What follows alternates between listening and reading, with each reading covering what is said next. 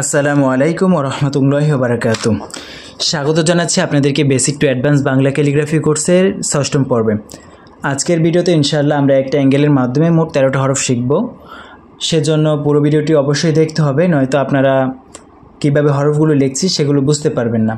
আর অবশ্যই পুরো ভিডিওটা দেখবেন, ধৈর্য সহকারে দেখবেন এবং অবশ্যই কমেন্ট করে আমাকে জানাবেন ভিডিওটি কেমন হয়েছে, যেন পরবর্তী ভিডিও নিয়ে আসতে আমি উৎসাহিত হই। তো প্রথমেই আমি আপনাদেরকে দেখাবো যে আমি আজকে কোন অ্যাঙ্গেলটা দিয়ে কোন কোন হরফগুলো লিখব।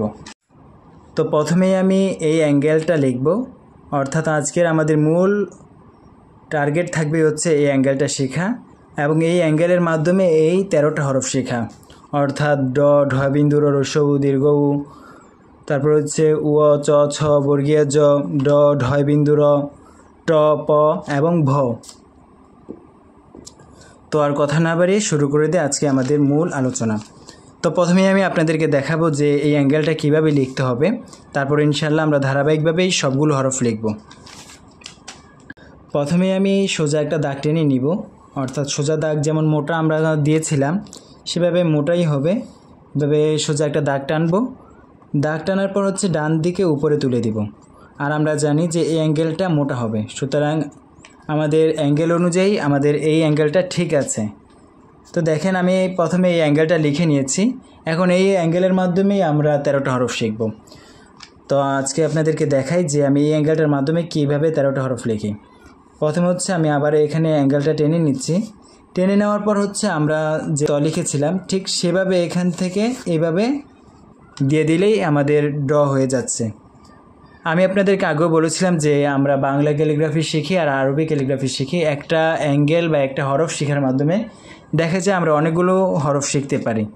সুতরাং আমরা এখানে অ্যাঙ্গেলটা শিখেছি নতুন, কিন্তু আগে যেই ত লেখার ক্ষেত্রে এই অ্যাঙ্গেলটা ব্যবহার করেছি সেটা কিন্তু এখানে ব্যবহার করার মাধ্যমে আমাদের অন্য হরফ হয়ে যাচ্ছে। সুতরাং এখানে আমাদের ড হয়ে গেল। এখন যদি এর নিচে নক্তা দেই তাহলে হয়ে যাবে ডয় বিন্দু র, আর যদি এখানে উপরে একটা মাত্রা দিয়ে দেই তাহলে হয়ে যাচ্ছে রস্য উ, আর যদি এখান থেকে এইভাবে আরেকটা দাগ টেনে দেই তাহলে হয়ে যাচ্ছে দীর্ঘ উ। তো দেখতেই পাচ্ছেন আমি একটা হরফের মাধ্যমে 4টা হরফ লিখে ফেলেছি। 4টা হরফ থেকে আরও বেশি লেখা যাবে, অবশ্য আমি সেগুলো আলাদাভাবে দেখাচ্ছি, নয়তো আপনারা কনফিউজড হয়ে যাবেন যে আসলে আমি কোন হরফটা লিখেছি। তারপর হচ্ছে আসেন আমরা রস্য উ তো লিখেছি, দীর্ঘ উ লিখেছি, র লিখেছি এবং ড বিন্দু রও লিখেছি। এখন আসেন আমরা উটা কীভাবে লিখব সেটা দেখাই। উটা খুবই সহজ, এখানে যেভাবে আমরা ড লিখেছি সেভাবেই লিখব, শুধুমাত্র একটু ছোট রাখবো এখানে রেখে, তারপর এইভাবে দিয়ে দিব। দেখেন এখানে কিন্তু আমাদের ডটা হয়ে গেছে, সুতরাং এখানে এইভাবে একটু দিয়ে দিলে আমাদের উটা হয়ে যাচ্ছে। ঠিক সেমভাবে আমরা যদি এই উটার এদিকের মাথাটা না দেই তাহলে কিন্তু আমাদের ভ হয়ে যাবে। যেমন দেখাই,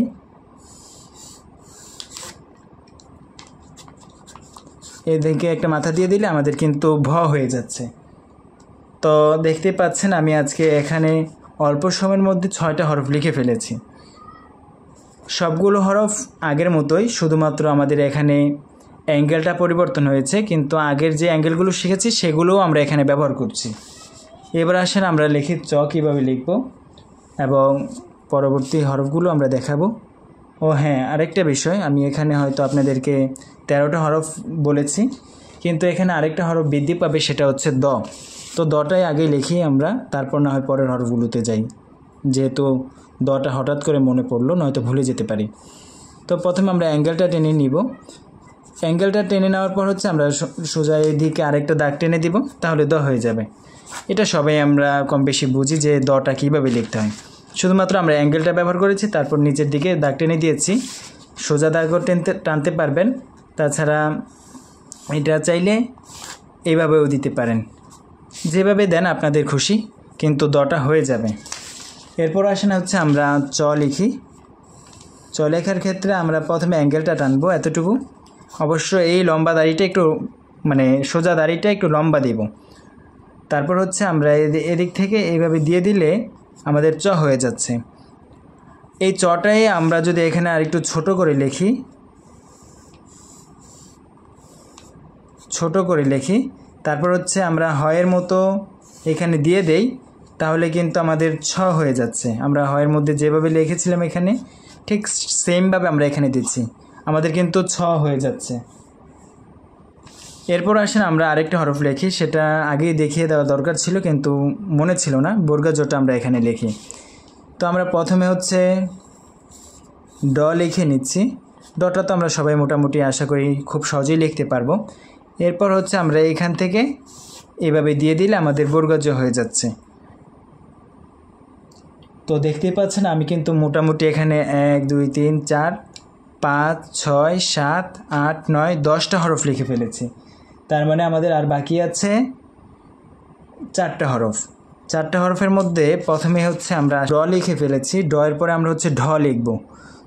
তো ঢ হচ্ছে আমরা এইভাবে আসব, এভাবে আসার পরে হচ্ছে আমাদের দেখেন এদিকে একটা গোল দিয়ে দিব, তাহলেই কিন্তু হয়ে যাচ্ছে ঢ। শুধুমাত্র অ্যাঙ্গেলের মধ্যে এদিকে গোল করে দিলে আমাদের ঢ হয়ে যাচ্ছে। এখন নক্তা দিলে আমাদের কি হবে, ঢয় বিন্দু র। আর যদি উপরে এই দাড়িটা দিয়ে দিই তাহলে হয়ে যাবে ট। মোট এখানেও আমরা একটা হরফের মাধ্যমে 3টা হরফ শিখেছি।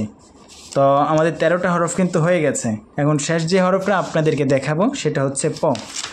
যদিও আপনাদেরকে পটা আমি আগের পর্বে দেখিয়েছি, কিন্তু আপনাদেরকে বলেছিলাম যে কিছু কিছু হরফ আছে যেগুলো কয়েক অ্যাঙ্গেলের মাধ্যমে লেখা যায়।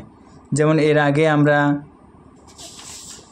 যে এই অ্যাঙ্গেলের মাধ্যমে শিখেছিলাম, এখন হচ্ছে আমরা আমাদের মূল যে অ্যাঙ্গেলটা আজকের পর্বে সেই অ্যাঙ্গেলের মাধ্যমে পটা লিখব।